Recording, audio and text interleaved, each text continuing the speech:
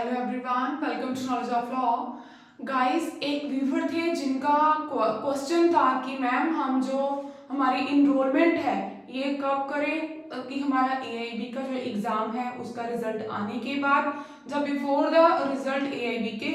फिर उनके दो क्वेश्चन थे, एक तो ये वाला था और सेकंड वाला ये वाला था कि जो इनरोलमेंट है क्या उन्हें परमानेंट करवानी है या फिर टेम्परेरी करवानी चाहिए।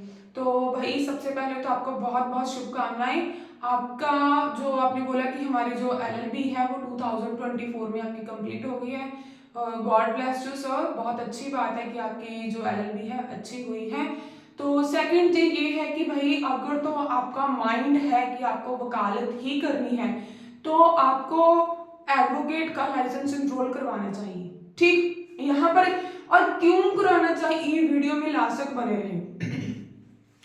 तो एक चीज मैं आपको और बता दूं कि जो एआईबी का एग्जाम था ये जरूरी क्यों होता है, नेसेसिटी भी लिख देती हूँ कि नेसेसिटी क्यों है, एआईबी के एग्जाम की नेसेसिटी क्यों है। ठीक, ये भी एक क्वेश्चन है भाई। ठीक, तो यहाँ पर हमारे पास आज 3 क्वेश्चन है। ठीक, तो पहले क्वेश्चन का हम बात कर रहे हैं यही वाला और थर्ड ये वाला। ठीक, सारे स्टूडेंट्स के लिए बहुत इंपॉर्टेंट है। जैसे ही आप एलएलबी करते हो, सुप्रीम कोर्ट की एक जजमेंट आई थी, अगर आप जजमेंट रीड आउट करना चाहते हो तो आप चैनल की प्लेलिस्ट में जाओगे, वहां पर भी आपको जजमेंट मिल जाएगी कि एआईबी का जो एग्जाम है आप during the time of study, जो भी आप चाहे आप टीवाईसी के स्टूडेंट हो चाहे आप फाइवजी के स्टूडेंट हो, आप एग्जाम आपके लास्ट सेम में दे सकते हो। अगर आपकी कोई भी सप्ली नहीं आई हुई, प्रीवियस जो आपके सेमेस्टर है उसमें आपकी कोई सप्ली नहीं आई हुई, आप बिल्कुल अच्छे से मार्क्स गेन करके अपना कर रहे हो, पास आउट हो रहे हो हर ईच एंड एवरी सेमेस्टर में, तो लास्ट सेम में आप अपना जो एआईबी का एग्जाम है वो आप दे सकते हो। ठीक, you are eligible for exam AIB के लिए। ठीक, तो गाइस जो एआईबी का एग्जाम है आप दे सकते हो, ये अच्छी बात है, ये सुप्रीम कोर्ट ने बोला है। बट कहीं पर भी सुप्रीम कोर्ट ने ये नहीं बोला कि आपको जो इनरोलमेंट है ये नहीं करवानी एआईबी के रिजल्ट से पहले या बाद में, ये आपके ऊपर डिपेंड करता है। ठीक, तो ये पहला तो ये है कि आपका रिजल्ट, आपका जो जैसे पेपर हुआ है आपने आंसर की चेक की होगी, आपको पता लग गया होगा कि आपके आंसर कितने करेक्ट है। तो ठीक, उसमें क्या है कि रिजल्ट आने की वेट मत कीजिए। ठीक, आप अभी जाइए और अपनी इनरोलमेंट करवाइए, क्योंकि इनरोलमेंट में ज्यादा फीस भी नहीं लगती। पहले तो होता था कि बहुत ज्यादा पैसे लगते थे तो हमें सोचना पड़ता था, बट भाई फीस कितनी है ये भी जो वीडियो है आप प्लेलिस्ट में देख सकते हो। ठीक, कि कितनी फीस है, अगर आप एससी कैटेगरी के हो, जब जनरल कैटेगरी के हो तो फीस कितनी है, तो नवीन भाई आप ये भी देख सकते हो। ठीक, आपको फीस का भी कंफर्म हो जाएगा। और एक चीज ये भी बता दूं कि उसमें हमें जो फॉर्म है एआईबी का कैसे फिल करना है वो भी उसके ऊपर हमने वीडियो बनाई हुई है। आप प्लेलिस्ट में जाओगे देखोगे तो आपको ऑलमोस्ट सारी वीडियोस मिल जाएंगी।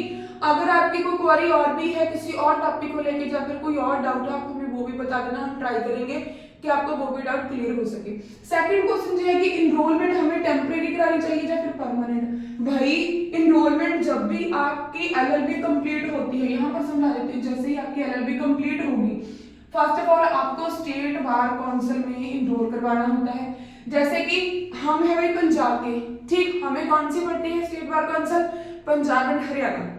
ऐसे ही आप जहां के रहने वाले हो आप देखिए कि आपकी स्टेट कौन सी है। ठीक, उसी हिसाब से आप अपनी स्टेट बार काउंसिल में जाइए, वहां पर अपना लॉ भवन होगा, या फिर देखिए कहां पर आपकी इनरोलमेंट होती है, होगी स्टेट बार काउंसिल में। ठीक, वहां पर जाके अपनी इनरोलमेंट करवाइए। और जब आप इनरोलमेंट करवाते हो वहां पर आपको क्या इशू होता है, लाइसेंस।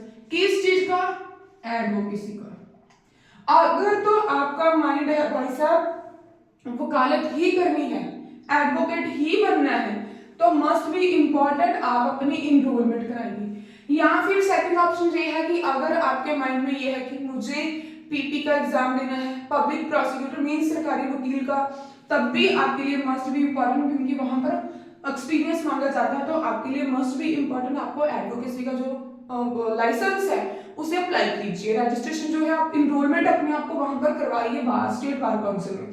अगर आप सोच रहे हो कि मुझे जुडिशरी में ही जाना है, फिर चाहे आप रहने दीजिए, क्योंकि वहां पर एक्सपीरियंस की अभी तक कोई भी ऐसे नहीं बोला गया, बट कुछ स्टेट थी जहां पर बोला गया था कि experience must be important.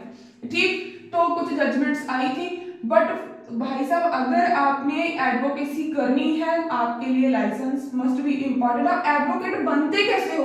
Degree complete होने के बाद एडवोकेट थोड़ी बनते हो, वो तो आपकी क्या है एलएलबी की डिग्री कंप्लीट हुई है लॉ की। जब तक आप लाइसेंस नहीं लेते, आप स्टेट बार काउंसिल में अपने आप को इनरोल नहीं करवाते, तब तक क्या है आप एडवोकेट नहीं बनते, क्योंकि आपका एडवोकेट की लिस्ट में वहां पर आप इनरोल ही नहीं हो रहे, अपना नाम ही नहीं आपका ऐड हो रहा, तो हाउ टू पॉसिबल आप कैसे एडवोकेट बनोगे? आपको लाइसेंस ही नहीं मिलेगा। ठीक है, जब तक आपको लाइसेंस नहीं मिलेगा आप एडवोकेट नहीं हो सकते। ठीक, जैसे ही आपको लाइसेंस मिलता है तब आपके पास अपॉर्चुनिटी आती है अपने नाम के आगे या पीछे। जैसे मान लो मेरा नाम दीप्ति है, ठीक, दीप्ति सब्बरवाल, ठीक है। अब मैं क्या करूं भाई, अब जब तक मैंने लाइसेंस नहीं लिया तब तक मैं नहीं लगा सकती नाम। अभी क्या है, मुझे लाइसेंस मिल गया तब मेरे पास अथॉरिटी है, मैं एडवोकेट लगा सकती हूँ। ठीक भाई, अब बात आ गई टेम्परेरी या परमानेंट। जब भी आपको लाइसेंस मिलता है, ठीक, जैसे ही आपको लाइसेंस मिलता है भाई, वो आपको फर्स्ट ऑफ ऑल 2 ईयर का ही मिलता है। इसे मैं रख कर दे रही हूँ, जब आप लाइसेंस लेने जाते हो तो लाइसेंस जो होता है गाइस वो आपको 2 ईयर का ही 2 ईयर का प्रोवाइड किया जाता है। लाइसेंस होता है इस फॉर्म में, जैसे कि आपका आधार कार्ड होता है या फिर आपका ड्राइविंग लाइसेंस होता है, उसके साथ एक सर्टिफिकेट मिलता है। ठीक, इस सर्टिफिकेट में भी आपको प्रैक्टिस की अथॉरिटी दी जाती है। ठीक गाइस, तो इसीलिए ये चीजें क्या होती है 2 ईयर के लिए वैलिड होती है। ठीक, उसके बाद ये होता है आपका टेम्परेरी 2 ईयर वाला। ठीक, जैसे ही आपके 2 साल कंप्लीट होते हैं आपको पता चल जाता है कि मेरे भाई लाइसेंस की जो वैलिडिटी है अभी खत्म हो रही है, तो आपके पास आपकी ड्यूटी बनती है कि आप दोबारा से स्टेट बार काउंसिल में जाएंगे और वहां पर जाके क्या है अपना जो लाइसेंस है इसे रिन्यू करवाएंगे। ठीक, रिन्यू करवाएंगे, फिर आपको लाइसेंस रिन्यू होने के बाद, ठीक, आफ्टर 2 ईयर रिन्यू होता है। रिन्यू के बाद क्या होता है भाई, आपको 5 साल का मिलता है लाइसेंस। ठीक, 5 ईयर का लाइसेंस मिलता है, वो आपका परमानेंट हो जाता है। सबसे पहले आपका टेम्परेरी ही आपको लाइसेंस मिलेगा 2 साल का, बट इस टाइम में आप किसी भी सीनियर के अंडर में अपनी प्रैक्टिस कर सकते हो। आप साथ साथ में प्रैक्टिस और साथ साथ में आपके जो कि आपके एग्जाम के अगर प्रिपरेशन है वो भी कर सकते हो। ठीक, तो आई होप आपके क्वेश्चन की अगर क्वेरी फुलफिलमेंट कर पाई हो तो भैया बहुत अच्छी बात है। ठीक, अगर अब भी कोई डाउट हो तो प्लीज आप हमें नीचे कमेंट में बताइए। हमें बहुत अच्छा लगता है कि जब आप सारे के सारे लोग हमें कमेंट करते हो और हमसे क्वेरी पूछते हो, एक अपना टीचर मान के, जो बड़ी बहन मान के, बहुत अच्छा लगता है भाई। अब थर्ड क्वेश्चन, एआईबी के एग्जाम की हमें रिक्वायरमेंट क्यों है? क्योंकि हम तो सारे का सारा भाई क्या है 3 साल 5 साल पढ़कर आते हैं। एआईबी का एग्जाम का मतलब क्या होता है, ऑल इंडिया बार एग्जाम। भाई अगर कोई फटाफट में कोई वर्ड छूट जाए तो इसे पर्सनली मत लेना, क्योंकि जल्दी जल्दी लिख रही हूं। तो देखो यहां पर क्या है, एआईबी के एग्जाम की रिक्वायरमेंट क्यों है भाई, रिक्वायरमेंट हमें क्योंकि जब आपको लाइसेंस मिलता है, ठीक, पहले था कि आपको लाइसेंस मिल जाता था, आपको 2 साल का टाइम मिलता था, इसी 2 साल में आपको एआईबी का एग्जाम क्रैक करना होता था। बट अब सुप्रीम कोर्ट ने बोल दिया है तो इजी है, आप एग्जाम दे रहे हो। ठीक, तो अब क्या है भाई, एआईबी का जब अब रिजल्ट आता है, ऑल इंडिया बार एग्जाम का जब रिजल्ट आता है, आपको रिजल्ट आने में 6 मंथ या फिर इससे ज्यादा टाइम भी लग जाता है। ठीक, रिजल्ट जल्दी आ जाता है, बट जो उसका सीओपी है ना, सर्टिफिकेट है, वो उसको आने में टाइम लग जाता है।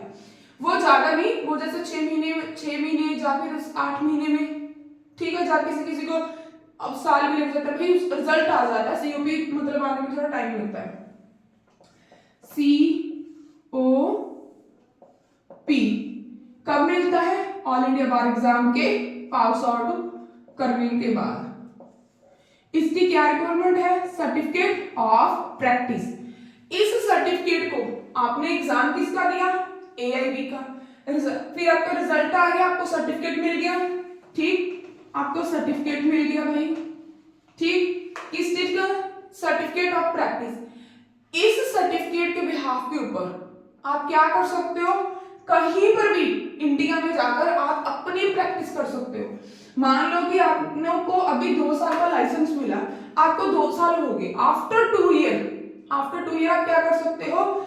जब आपको 5 साल का लाइसेंस मिलेगा, ठीक, आफ्टर 2 ईयर जब आपको 5 साल का लाइसेंस मिलेगा, आप क्या कर सकते हो? आप कहीं पर भी, मान लो हम, ये पर्सन क्या है, अमृतसर रहता है, ठीक, बट ये क्या कर सकता है? यहाँ पर जलंधर में, लुधियाने में,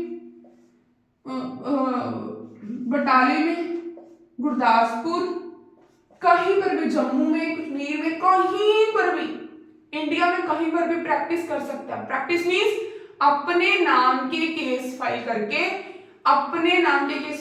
खुद कंटेस्ट कर सकता है क्लाइंट के बिहाफ के ऊपर। जैसे कि वकील, बहुत सारे एडवोकेट्स, आपको पता होगा कि अलग अलग शहरों में जाते हैं, ईच एंड एवरी डिस्ट्रिक्ट में वो घूमते हैं, ठीक, उनके पास भाई यही चीजें होती हैं, ठीक, इसलिए भाई फीस बहुत कम है नवीन भाई, आप जाइए अभी और जाकर अपनी इनरोलमेंट करवाइए।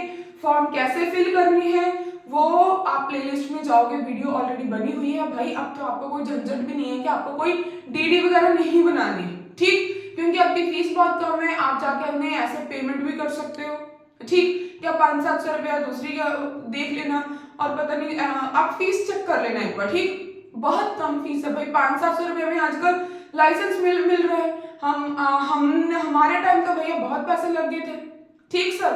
तो आप एक बार इन चीजों को ध्यान में रखना, और हमारी एडवाइस यही है भाई, आप आज ही जाइए और आज ही जाकर अपना लाइसेंस लेकर आइए, ठीक। आप पहले चेक कर लो ना कि आपकी कौन सी स्टेट है, उस स्टेट बार काउंसिल में जाइए और जाके अपना लाइसेंस लेकर आइए।